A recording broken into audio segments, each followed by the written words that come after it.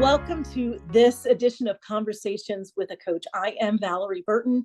I'm founder of the Coaching and Positive Psychology Institute, or simply the CaPP Institute, as we call it.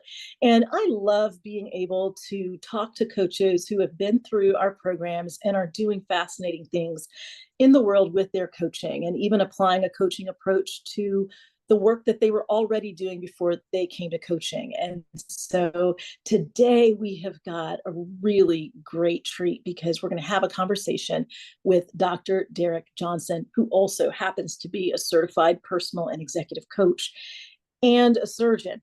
Of course, as you may know, we have a coach training intensive that is coming up, and we're going to have some special resources for you at the end of this, but I want you to stay on for that, and I really want you to just kind of hear his story.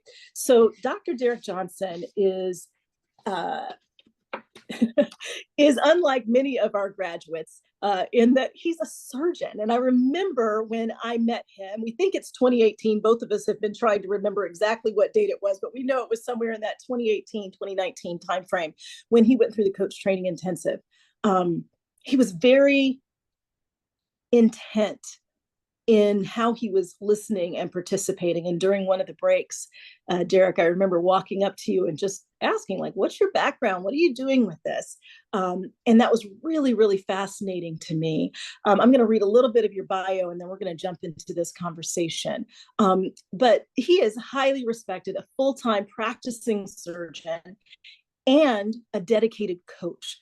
He has significantly impacted the medical community through his coaching expertise. As I mentioned, he went through the coach training intensive and then our certified personal and executive coach program. And one of the things that I want to talk to you about, Derek, is how you've used coaching and working with other doctors and medical professionals. There's a lot of stress in healthcare, but particularly for doctors. I've had an opportunity the last couple of years to speak to some of the largest organizations for physicians, and even in talking to them, not realizing at first, as they want me to talk on resilience and coaching yourself through difficulties, that doctors in particular deal with a great deal of stress. I think we look to you and others who are doctors almost like superheroes, right?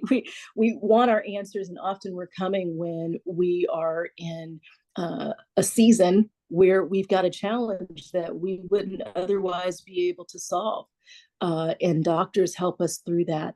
But also, very interestingly, he does a lot of volunteer work. He works with Physician Just Equity, which assists physicians who've been mistreated or discriminated against, helping them to be able to navigate those challenging situations with resilience and with strength. So, Derek, thank you so much. Dr. Johnson, thank you so much for joining me. How are you doing? I heard you just came out of surgery, like in the last hour or so.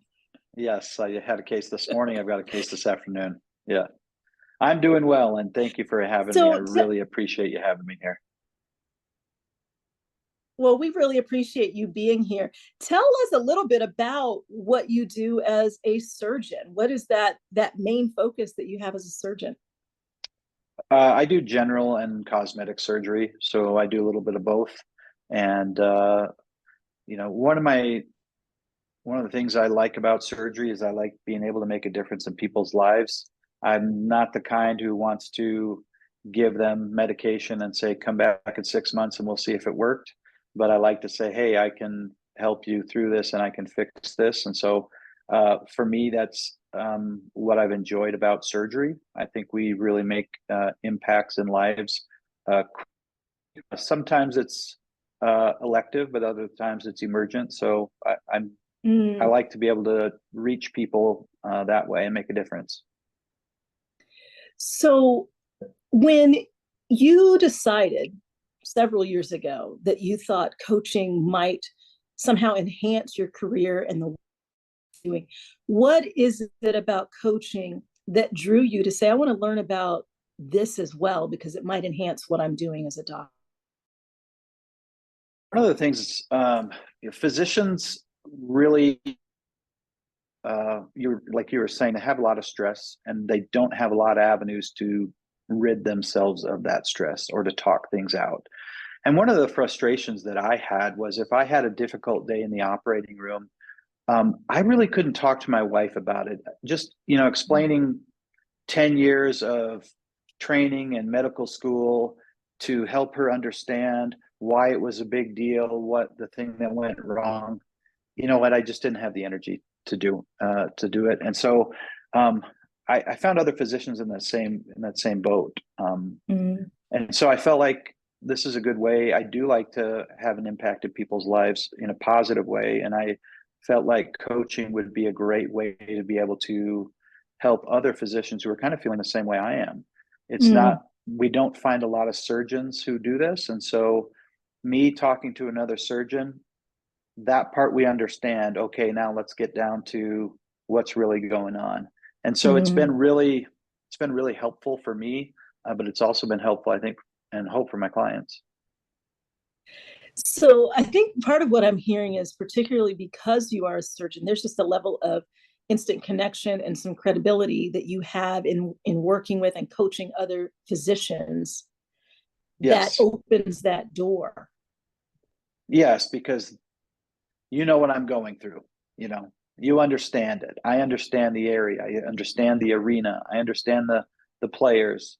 And so there's that kinship and trust level. And then we say, okay, look, I've been where you are. I understand what you're going through. Um, you don't have to explain to me why today was a difficult day. I totally get it. And so I think that's, for me, it's been helpful as a coach, being able to connect with them on that level. Because I think sometimes when physicians, so the people who are referred to me typically are physicians who have, not always, but have behavioral issues. That's what they're called, behavioral issues. Mm. Um, but I really feel like they're more of, people are dealing with stress that they're not letting out in a healthy way. People are having some communication challenges. Those type of things are being manifested, and they're being called behavioral issues, right? But they're really a manifestation of some underlying issue going on that's not being dealt with in an adequate Correct. manner. And so as a physician, physician to physician, it really helps me and helps, I hope, my client to know that I understand where they're coming from. I understand some of those frustrations and some of those stressors. Yeah. So this is an interesting niche. I think a lot of times people come to coaching thinking, oh, I've got to figure out who I'm going to serve, et cetera. And what I hear you saying is you looked at a need because you had the need first. And Correct. you realized, if I have this need, there are other people who are in a similar position with a similar background that also have this need, and I might be able to help them. Yes. Yeah. You referenced superheroes. And one time for Doctor's Day, the nurses got together and made a basket and some food, and then they put these posters up of the superhero doctors on our medical staff. And I looked around, and there was, someone was Wonder Woman, and they had, interposed their face on Wonder Woman, and someone was Captain America, and I was the Hulk. And at first I thought, oh, that's kind of cool. But then I started reflecting a little bit. What is the Hulk? The Hulk's word is, David Banner is really nice, but you don't like me when I'm angry. Right. And I started thinking, I wonder if that was not meant as a compliment. And Mm. what I found through coaching is to try to understand myself, and focusing on that emotional intelligence and finding out where I am in that spectrum, understanding my emotions, understanding my feelings, and being able to broadcast that out there in a positive way, right? And so Mm. for me, as I've looked back over that in the years and having gone through coaching, because even though I find coaching really helps other physicians, coaching is so therapeutic for me. And when I am talking to a client and I go, my gosh, he is using the exact same phrases I used to use. He's saying exactly the same thing. I mean, he sounds just like me 10 years ago. Um, and I can help him through that. And so, there's an awareness, I think, through coaching that has really helped me. I think being an active listener is is something that you guys really harped on in CTI. And I think asking powerful questions, and the point behind asking powerful questions for me, and from my perspective, is trying to understand the other individual. And I think especially as surgeons, we're kind of used to people listening to us and what we have to say. But creating a team atmosphere is so important, and building the team around you and helping everyone be their best. They can't be their best if I'm not being my best, right? So coaching really has helped me understand me a lot better. And frankly, I think I think my family's noticed it too. That was when I first went through a coach training back in 2002. And I was so excited because I had discovered what my mission was, but now I felt like I'd found my people, like other people who really love this personal growth and helping other people to have it. But the thing I didn't expect, which I'm hearing you say, was how much it was going to impact my life and how I showed up in my life. And so part of what I'm hearing you say is that the coaching challenged you in your own personal journey. And as you made transformations and changes in how you were thinking, it actually made you better able to recognize those same challenges in others and better able to coach them to have their own transformation. I don't want to put words in your mouth. That's what I've experienced, is like my life is a living laboratory. Like when I'm dealing with challenges, a lot of times the clients show up with similar ones. Have you had that experience as well? I've not had exactly that, as like a current issue that I'm dealing with that a client shows up with. I've not had that, but I 100% have had people showing up and me going, I know where you were. I was there 10 years ago. Yeah. I totally understand it. And what's wonderful is, for me, as I think about the superhero thing, I think they would do superheroes in my office now. I don't think I would be the Hulk anymore. And that's who would you be? Who would you be now? I don't that I don't know. I think that's where that self-awareness is how you're, how we see each other and how other people see us is so important. But I think the coaching piece really helps me analyze that a little bit better and try to figure out where other people are coming from by asking them powerful questions, as opposed to, trying to make sure that I am heard. Right. I think I flipped that script a little bit. I try to hear them first. I think I'm a lot better at that. Well, I think one of the biggest things you said that could be easy to gloss over is, I think my family has noticed a change, right? Because those people who are closest to us are the ones that experience us at our most authentic, right? And when we change, that can have a big impact on us. There's something that I think is relevant for just about anybody who goes into coaching that you've mentioned a couple times around listening. So a lot of people come to the coach training intensive or just come into coaching from a career that may not be related at all. So they're very good at what they're already doing. They've been successful at it. But a part of what their career brings, whether they are a physician like you are, or an HR executive, or someone who's been VP at a bank, or a teacher. I find people who are educators really have this challenge. Often they are people who everyone else is always looking to for the answers.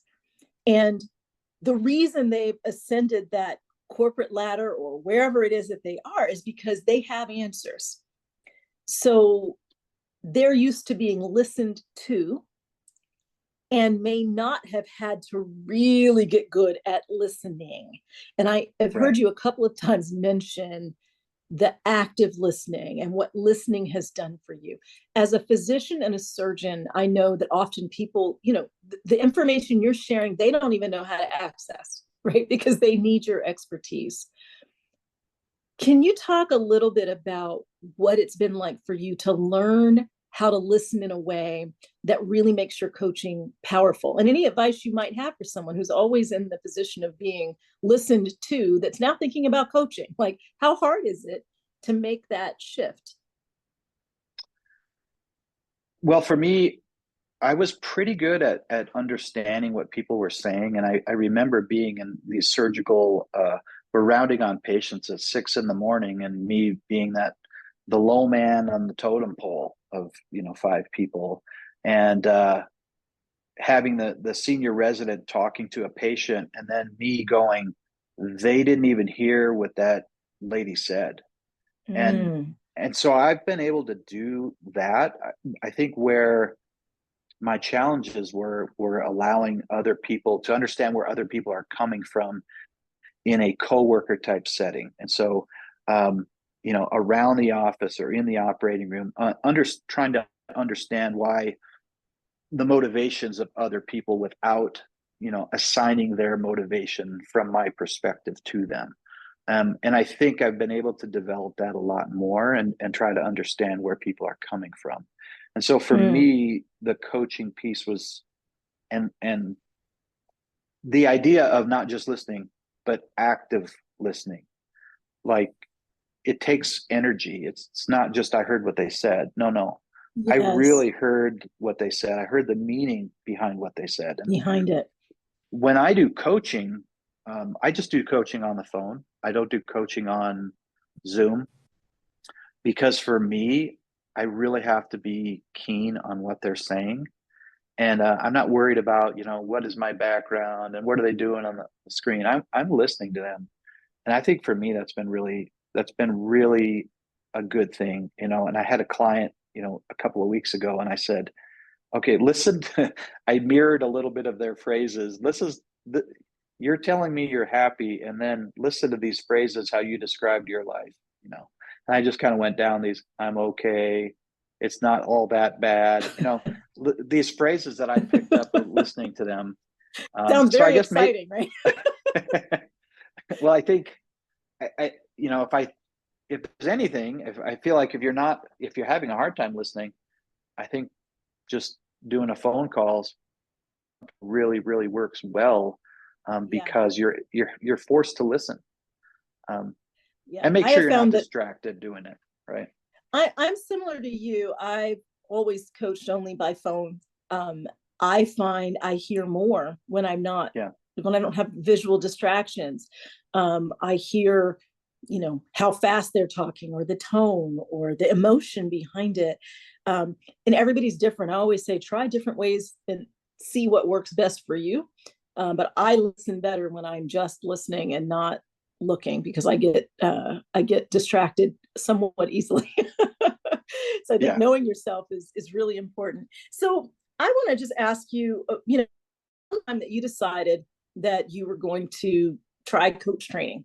Um, what is it that led you into our program specifically? Was there something about CAP? Was it someone who talked to you about it? What is it that led you into CAP? And what were some of the things that you wrestled with when you were deciding, I want to be a coach? Because that's an unusual choice uh, for most physicians, but there are a lot of people that feel that way no matter what their industry is, that they're trying something different, and it's a hard decision. What was that like for you, and what were some of the hesitations that you overcame when you decided to go ahead and go for it? I think the only real issue I had was, which program do I go to?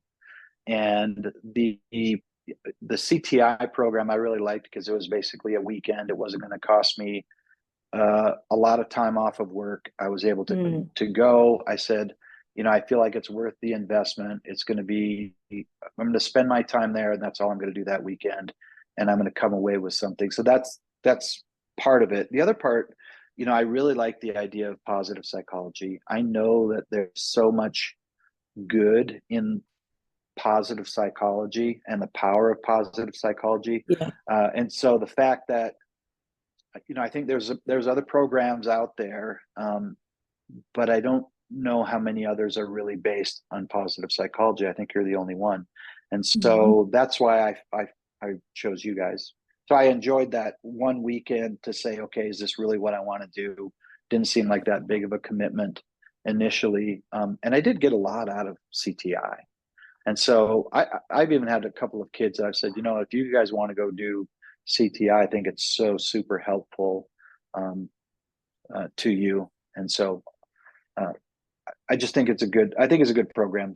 For sure, the CTI part is a great program, which is why then I followed up with the to become certified, because I want to be certified, and I wanted to be better. I wanted to. Yeah.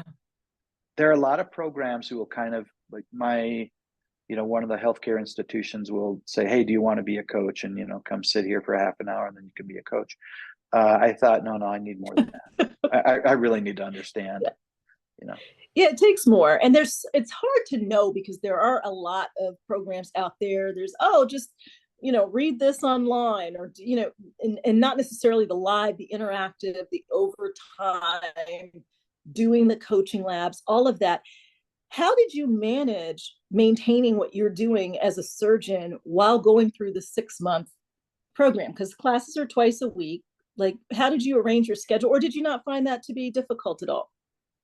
I actually didn't find it all that difficult. I just had to make sure I had my work done before, I have class tonight, and just carve it out. I think like anything you give a priority to, if you make time ahead of time, and you're saying, this is what I'm doing, I can't remember, it was like Tuesdays and Thursdays or something. That's right. This is what I'm doing. And so I know that I'm doing that for the next 6 months. And so I just wanted to make sure that I had the time available to dedicate to it.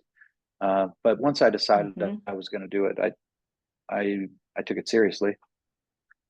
So you've taken this and you are coaching within a practice. You're working with other physicians. Can you tell me kind of how are you set up? You've mentioned referrals. Like, has it just been an organic process where you have a lot of other physicians in your network, or are you collaborating with other coaches? How did you build this practice that you have? So because I'm a full-time surgeon, and that's really what pays the bills. I got with a group called Vital Work Life out of Minneapolis that serves healthcare professionals, and so I'm a consultant coach for them. And so basically, when a physician gets referred to them, I'm one of the options, I guess, that they can choose. If some physicians need mental health counseling, some physicians need coaching, other physicians need other services. They actually provide a wide range of services. So I'm one of their coaching service providers. Additionally, in my organization, my healthcare organization, I'm going to start doing some peer coaching for physicians who are undergoing litigation. And the problem with physicians undergoing litigation, the first thing they get told is, don't talk to anybody about this. They get their malpractice people start saying, don't talk to anyone about the case. And they basically, they give them no outlet. And so it's a peer that's coach. a tough place to be. Yeah. So it's a peer coach set up within my organization to help assist those physicians who are going through litigation and need some support services, basically. I love that you've found a niche, that you've also been able to work with an organization that's basically saying, hey, we need someone like you, and we've got people who need this service. I think a lot of times people think of coaching as only something that either they're doing internal within an organization, which it sounds like you're about to start doing, but also that they've got a market and so forth. Sometimes the marketing is about who you meet that might already have a network and a need, but they just need the coaches that have the right background to service the clients. Yeah, and there's so much more of that now than there ever has been, I think, in the past. The last thing I'm wondering, you mentioned positive psychology and how important that was to you. How has positive psychology kind of informed some of the techniques that you used, or what are some of the tools that you find very helpful that you've taken out of your training here? I have all my clients do their VIA character survey. I found that so informative for me when we did that for CTI, that I have all my clients do that.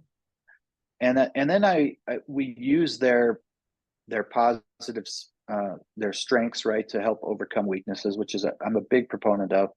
And some of the people are caught off guard. Most people kind of go, okay, I see that, that's me. But every once in a while, there's one or two things in there that come up as a problem. And so here's an example.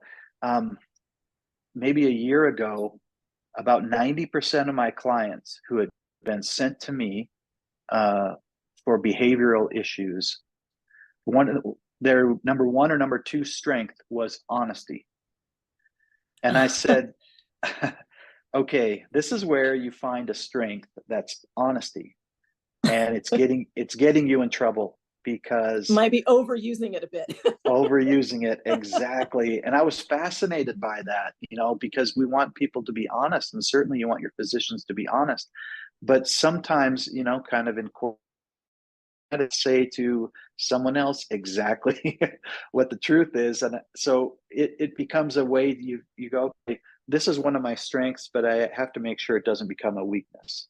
And so in developing an understanding of where you are and why you feel compelled to tell them the truth, it's because, I explain, it's your inner core, it's who you are, which is a wonderful thing. But now, how to keep that from getting you in trouble? And how can you be kind of how can you look at the situation and go, okay, what do I need to share now? What is not necessarily essential for me to share right now? Yes, right. And I do love the idea of using your strengths to overcome weaknesses. But in our world, every once in a while, you got to make sure your strength and that core thing that's driving you doesn't become a liability for you. I love that. Of course, strengths being something we train on at CTI, and then we do a whole course in our CPEC program around strengths and how you use those in coaching. And as you said, how do you use those to overcome weaknesses? Because oftentimes I think in our culture, we focus so much on fixing what's quote unquote wrong with us, as opposed to saying, what's right with me that I might implement right now in order to move forward.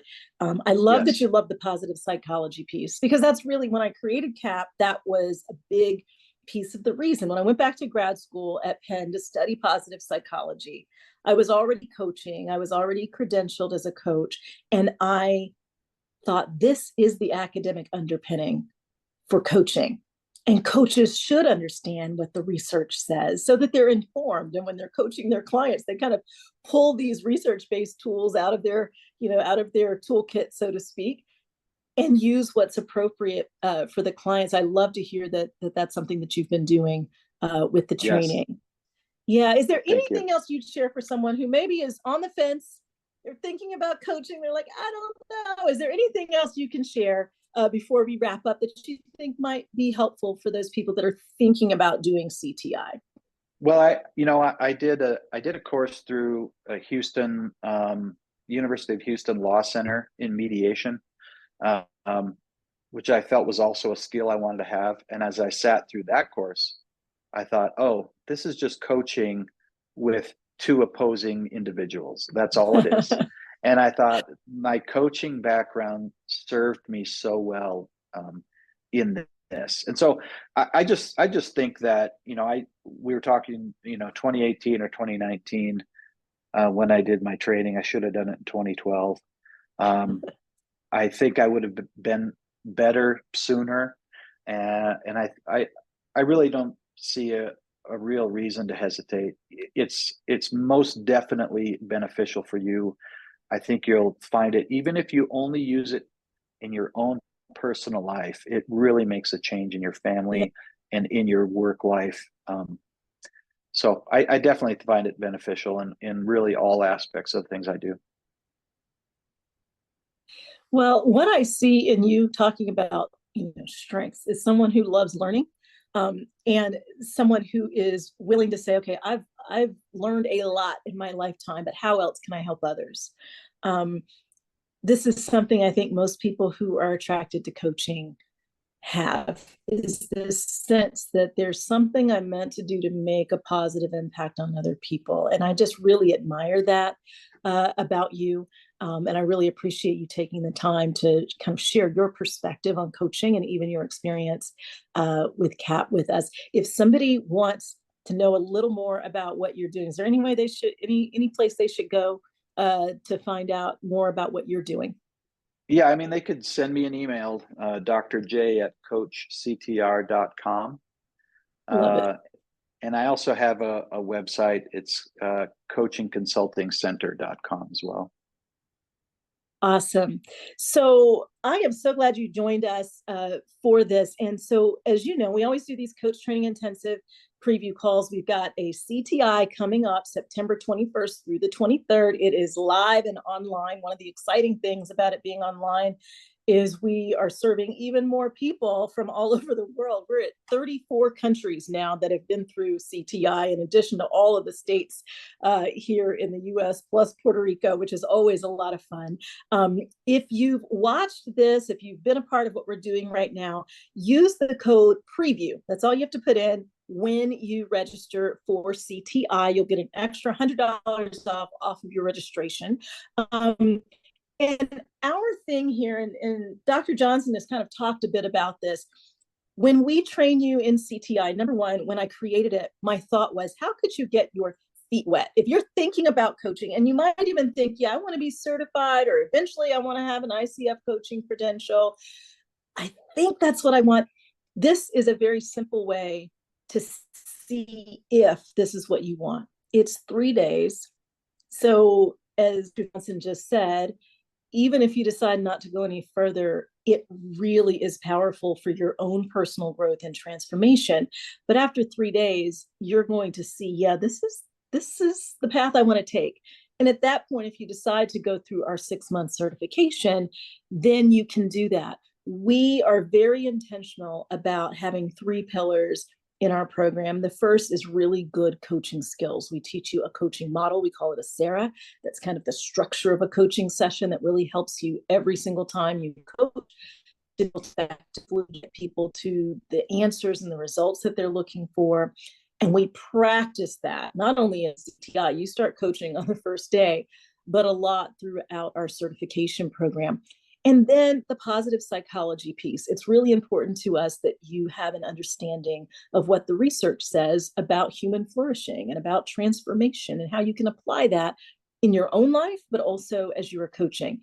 And then the third area that we teach is business development, because most coaches still are independent in their practice. We want to make sure you understand what it takes to build a practice, whether you're doing that internally in an organization or you're starting your own individual coaching practice. So those 3 pillars are integrated into everything we teach. So check out what we've got. It's going to be right there in the chat if you want the link, or of course go to capinstitute.com, and don't forget to use PREVIEW as your code to get the extra $100 off. So thank you so much for joining me and Dr. Johnson. And Derek, thank you so much for your time today. I am excited about what you're doing with coaching, and really appreciate you taking the time to share. Yes, thank you so much for having me. I appreciate it.